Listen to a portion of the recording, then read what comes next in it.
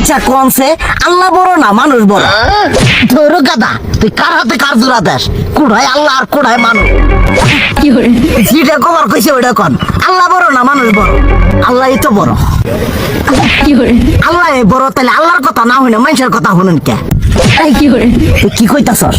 কি এর আল্লাহর কথা মানে না মানুষের কথা মানে? হ্যাঁ, কি আর মানুষের কথা শুনেন তাই না?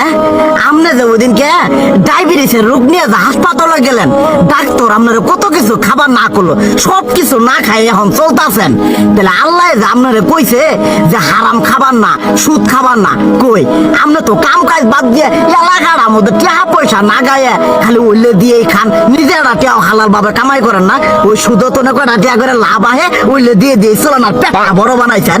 শুনেন একটা কথা কই, হারামের কোনোদিন আরাম নাই। হালাল পথে রুজি রোজগার করেন, শরীর পিণ্ড ভালো থাকবো, কোনো রোগ বেদও হবো না, আরামও পাবেন, আল্লাহও খুশি থাকবো।